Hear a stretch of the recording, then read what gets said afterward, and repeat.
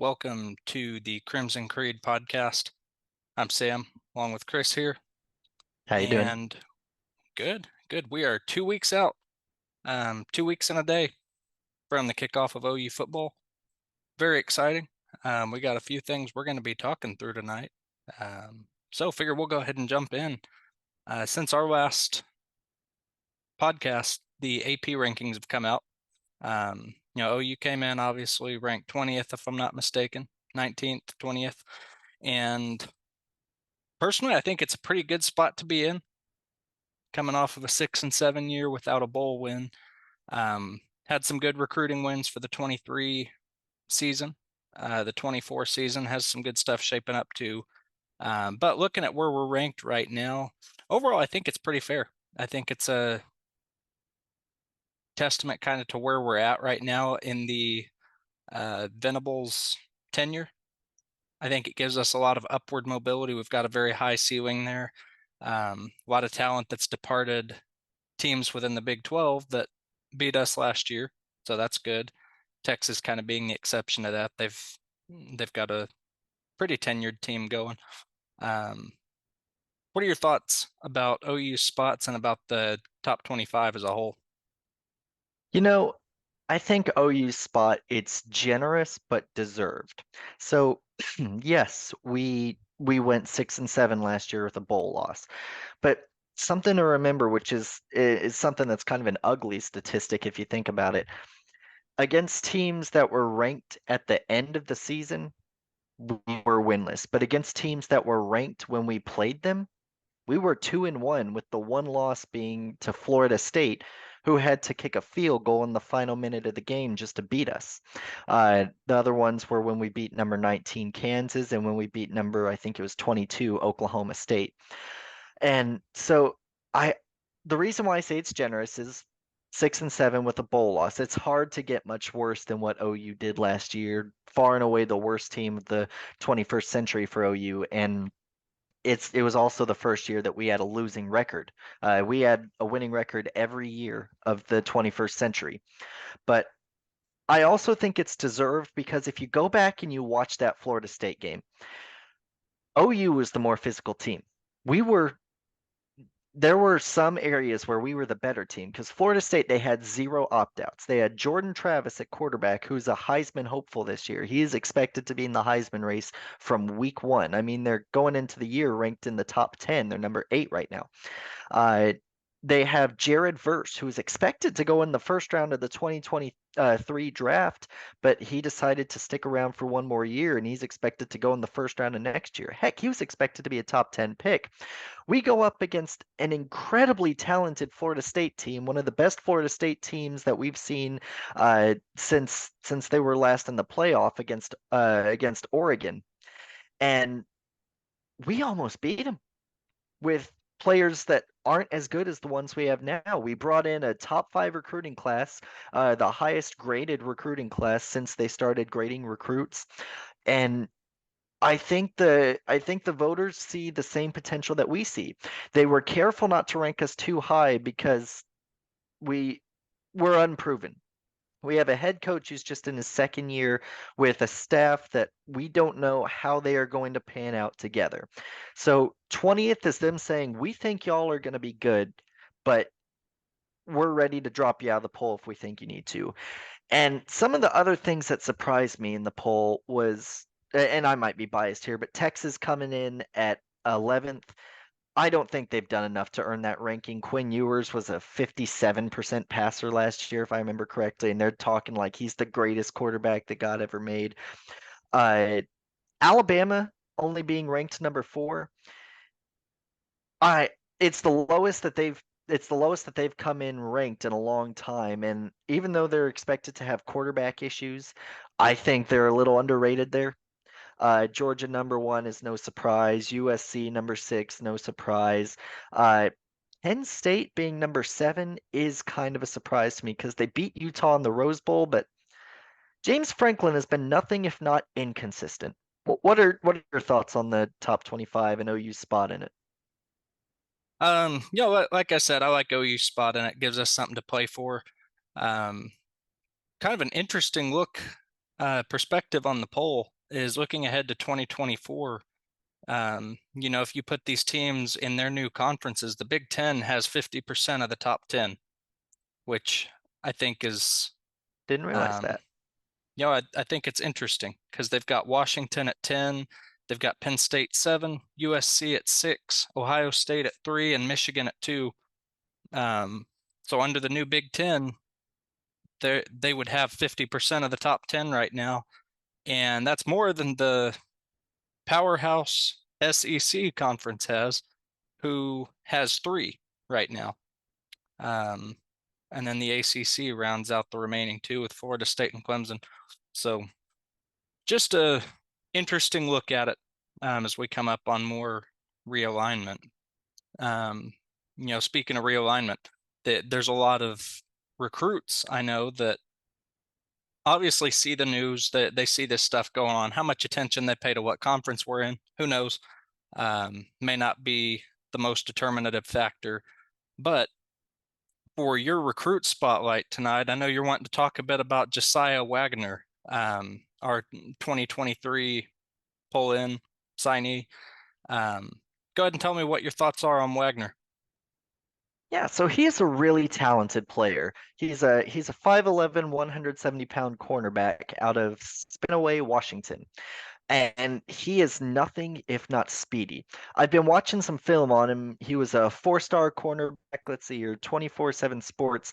They had him as the 31st best cornerback, which a lot of people they don't see that as being anything special, but you got to remember if you're ranked, you're something. CD Lamb was like, if I remember correctly, the 27th best wide receiver in his class. Marvin Mims was ranked as the 25th best receiver in his class. And they both showed just how good they can be. So I honestly, if you're ranked, if you're a 4-star or above, I don't really pay too much attention to your specific rank in the class because he has some tremendous ball instincts. I watched some of his highlights and he was sprinting across the field. One play that reminded me of what we already have.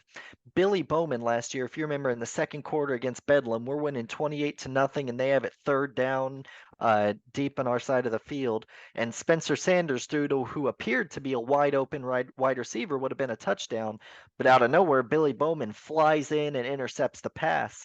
And I watched some of Josiah Wagner's highlights, and it's the exact same type of play. There was one play where this receiver, he was so open you thought he could have fair caught it. But by the time the ball was almost there, Wagner had jumped the route and ended up picking it off. And when he has the ball, oh my gosh, he can fly. I've seen on these websites and these forums that talk about what new players are gonna uh, have an opportunity to do this season, and almost all of them are saying Wagner is so talented and so gifted at what he's doing. He's gonna be a hard player to keep off the field because he shuts down good receivers in coverage. He has an insane vertical that he can jump up and get an interception with. And if you remember that big play Trey Brown had in the Big 12 championship against Baylor when he tracked down that receiver, he was running like what 23 miles an hour. It's the same type of speed that Wagner has. So I really wanted to point out I really want to point out him in the off-season battles this year because he's a true freshman who is very likely to get a nice amount of play time on Brent Venable's defense. Have you seen anything specific with him that you liked? Anything you noticed that you want to talk about? Not with him outside of what you've talked about. He's got the speed, he's got the agility, the athletic ability there to be a difference maker. The 23 commit, 23, freshman, true freshman that I really want to talk about is Jackson Arnold. I've seen a lot of people Definitely. online. You and I discussed this briefly, but um, is Dylan Gabriel guaranteed to be the quarterback for the year? Is he on a short leash having Jackson Arnold in tow? Um, it is really odd for me to see this debate going on. Um, Dylan Gabriel, Jeff Lebby, they came here as a package deal. They've got experience. They're in their second year working together at OU. And last year, by and large, was a successful year for Gabriel. There were a lot of missed opportunities, I think. Um, like any quarterback, any play caller, there's stuff that you wish you could have back. But I don't see room for two quarterbacks this year starting. I don't think Gabriel is going to underwhelm so much that Jackson Arnold has a realistic shot at taking the starting position. Arnold's obviously going to get some garbage time snaps. It's going to happen, especially in the Big 12, and the I think maybe that taking into account the outlook that each team in the Big 12 has, Jackson Arnold's going to have his time to shine a little bit. Does he end up replacing Gabriel because of performance? No. I'm going to call that right now and say this is Gabriel's season. Um, he's going to go out on a high note. He's going to take us where we need to be. Jackson Arnold's going to have a great mentor in that sense, a great system in which to learn. Jackson Arnold only takes the starting job by injury. Yeah, I gotta agree with you there. Uh, the main reason I agree with you is because Dylan Gabriel, he has 1 year of college eligibility left. It's this year. And I know that he's good enough to where he wants to play in the NFL. You're not gonna you're not gonna get drafted into the NFL as a backup, or at least if you do, it's exceedingly rare. And I don't think he would have returned to OU for 1 more year if he didn't think he was going to be starting every game. That being said, Jackson Arnold is a tremendous talent. I mean, he is just ridiculous. We only got to saw flashes of him in the spring game, but take that touchdown pass he had at the end of the game to Gavin Freeman. He There was a semi-competitive environment, as in like we know that in a spring game, no player is really given 100%, but at the same time, he had pressure coming down at him, and he threw into an incredibly tight window. Peyton Bowen had some incredible coverage on Gavin Freeman and dove after the ball. It might have been like this big of a window. Like this is Peyton Bowen's hand, and right here is where the ball ended up being. And he let me do an interview with him. He let me do an interview with him for the Sooner Pocket blog that we run a while back. Jackson And Arnold did.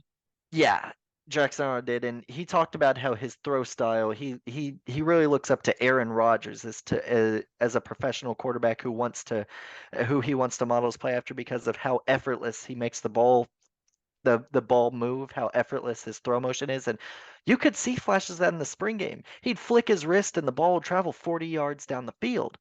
So it's not like Jackson Arnold isn't going to make Gabriel fight for the starting job. I believe Gabriel's going to be starting every game of the year, but I think having Jackson Arnold nipping at his heels the whole game or the whole season, I think that's really going to bring out the best in Dylan Gabriel. It's going to elevate his play to where he knows there's a 5-star quarterback right behind me.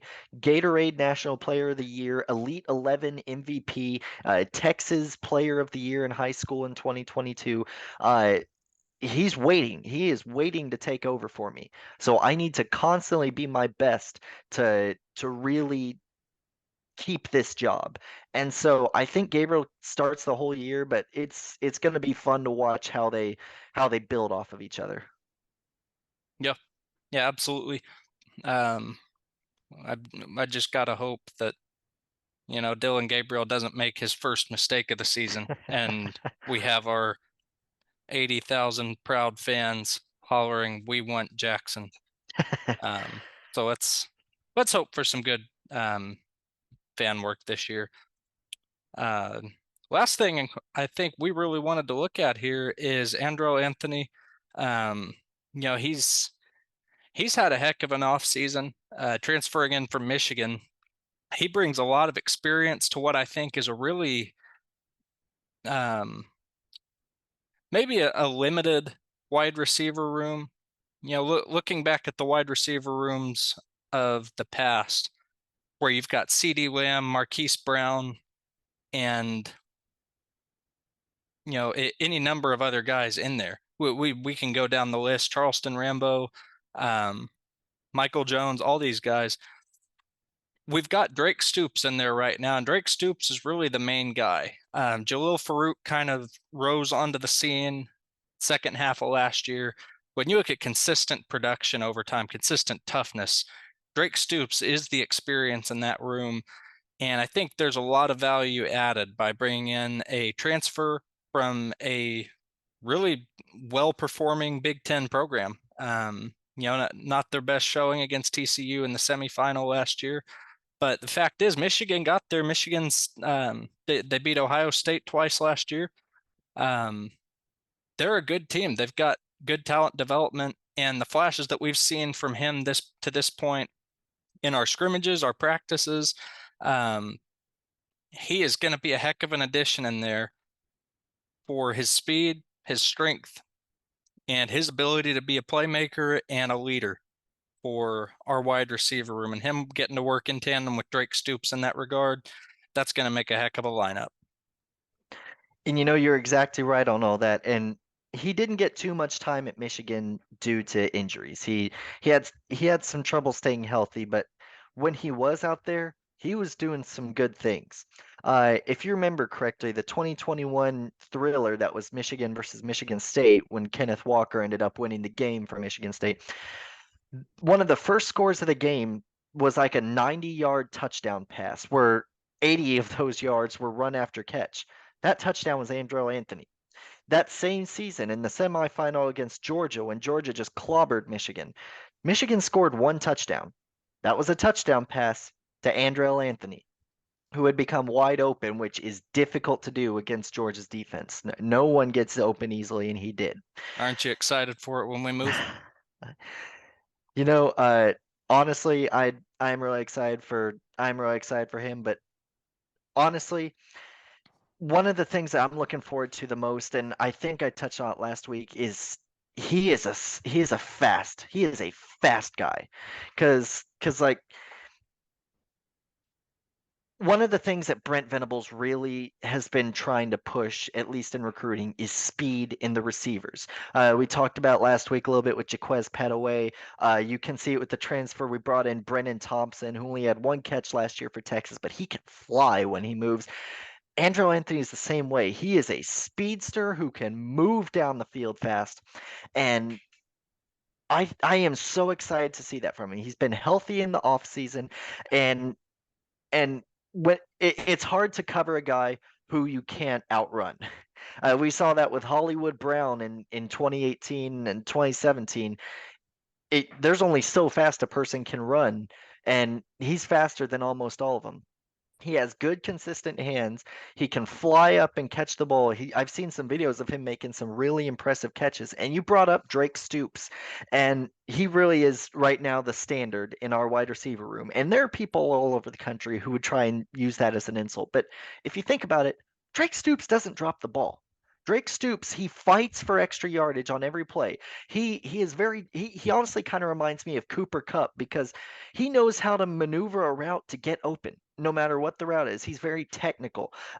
He has super glue on his hands to keep him from dropping the ball, it feels like. And he just he is the picture of consistency and toughness. Look at that touchdown he had against Kent State. He made Mhm. like three people miss and dove and maneuvered his body in a really odd way to get that touchdown.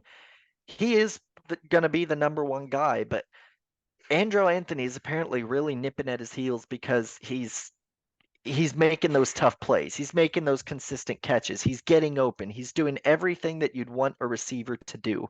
And on top of that, I'm even hearing that he's blocking well. You don't often think about receivers as blockers, but you need them to be blockers to establish a good running game. Otherwise, the DBs are going to blow up the run play every time. So, seeing how well he's doing in practice and hearing all that, it has me really excited to see his production this year because I, Yep. I'd be willing to bet that it's hard to keep him off the field. I think you're right. I think you're right. Um, one last quick fire thought. 10 seconds or less. I want kind of an impulsive thought from you here. Playing Arkansas State in our season opener, does OU go over or under 500 yards of offense? I'm saying over. Over or under. I'm going to say under. I think we have the potential to go over 500 yards of offense. I think we could do it easily, but Brent Venables is a very classy coach, and he wouldn't want to run up the score. I think we'd get to about 350 yards. We'll be winning by about 40 at that point, and I think he's just going to call off the dogs. Well, we'll see. I I tend to think he's gonna unleash and try to silence some of the madness that's been getting spouted this offseason. Now, one last quick fire thought for you. Yeah. Same game, 10 seconds or less.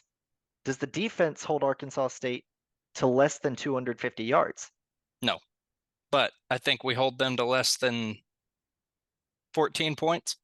I think it's somewhere in the 7 to 13 range. I could see that. They'll probably score a late touchdown, sneak a field goal in somewhere.